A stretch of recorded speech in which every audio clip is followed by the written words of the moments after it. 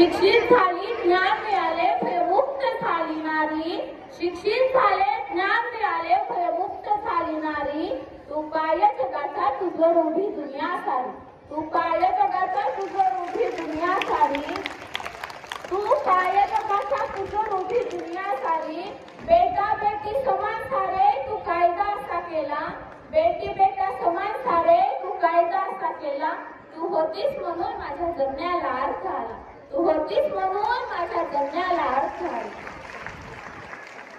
भारतीय स्त्रियांना शिक्षणाचे दरवाजे खुले करून देणाऱ्या पहिल्या भारतीय शिक्षक क्रांतीसूर्य महात्मा फुले यांना सत्यशोधक मार्गात साथ देणाऱ्या सावित्रीबाई फुले यांना मी वंदन करते. जिंदगी एक कांटों का सफर है, जिंदगी एक कांटों का सफर है, हौसला उसकी पहचान है, हौसला उसकी पहचान है, सब रास्ते पर चलते हैं पर जो रास्ता बनाए वही इंसान है, सब रास्ते पर चलते हैं पर जो रास्ता बनाए वही इंसान है. 18व्या शतकाचा काळ होता, 18व्या शतकाचा काळ होता, स्त्रियांचे जीवन चूल आणि मुलीपर्यंत मर्यादित होते, स्त्रियांचे जीवन चूल आणि मुलीपर्यंत मर्यादित होते.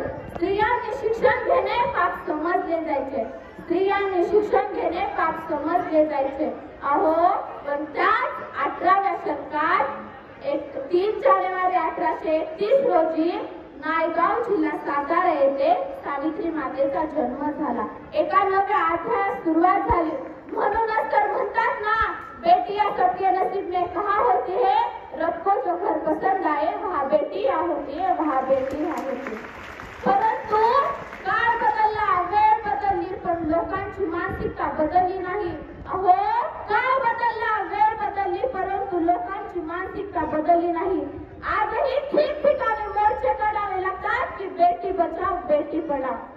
आजही ठिकठिकाणी मोर्चे काढावे लागतात की बेटी बचाव बेटी पढाव. पण मित्रांनो एकच सांगते, मुलगा हे एका घरचं कल्याण करतो, पण मुलगी ही 2 घरचं कल्याण करते, मुलगी ही 2 घरचं कल्याण करते. धन्यवाद.